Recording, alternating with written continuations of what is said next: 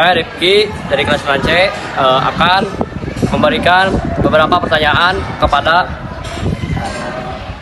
pertanyaan yang pertama. Pernahkah Anda berbicara kotor? Apa tanggapan Anda tentang seseorang yang berbicara kotor? Tidak patut untuk dicontoh. Sudah jelas berkata kotor itu tidak boleh. Namun kenapa masih banyak orang yang melakukannya? Bagaimana cara mencegah seseorang untuk berbicara kotor? Orang yang berbicara kotor. Sekian wawancara di sana. Mohon maaf apabila ada salah kata. Terima kasih. Orang yang kedua yang akan saya wawancarai, yang pertama namanya adalah Nama saya Muhammad Nova Arizki Nafis. pertanyaan pertama, pernahkah Anda berkata jorok? Pernah, Mengapa Anda berkata jorok? karena itu saya bicarakan karena saat sedang kesal atau pikiran saya sedang memuncak emosinya. Bagaimana tanggapan Anda tentang orang yang berkata jorok? Menurut saya sih itu tidak pantas karena dalam Islam juga dijelaskan dalam hadisnya yaitu wal khairun auliyasmut, artinya berkatalah baik, kalau tidak bisa diam saja. Bagaimana cara mencegah orang untuk berbicara kotor? Cara mencegahnya yaitu mengingatkan bahwasannya Allah Subhanahu Wa Taala itu melihat perilaku kita di mana saja. Karena kalau kita berbicara kotor berarti kita bukan termasuk orang-orang yang dicintai oleh Allah. Apakah Anda ingin bertaubat? Ya, saya ingin bertaubat.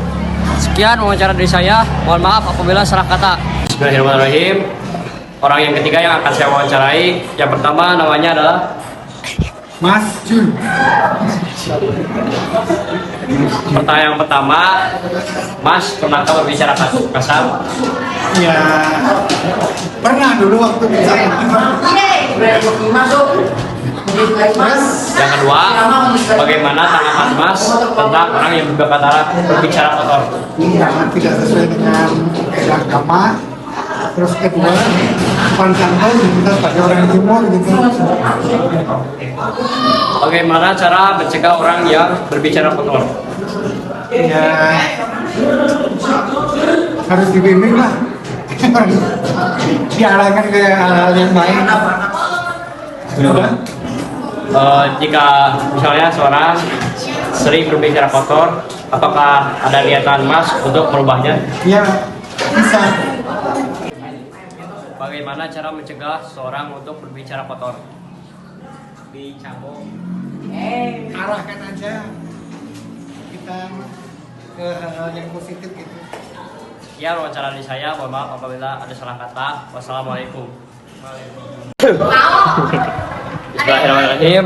Saya sebagai wawancara terakhir akan mewawancari Bapak Ariel Zaman. Pertanyaan yang pertama, apakah Bapak pernah berbicara kasar? Pernah. Yang kedua, apakah Bapak ingin mencegah seseorang yang ingin berkata kasar?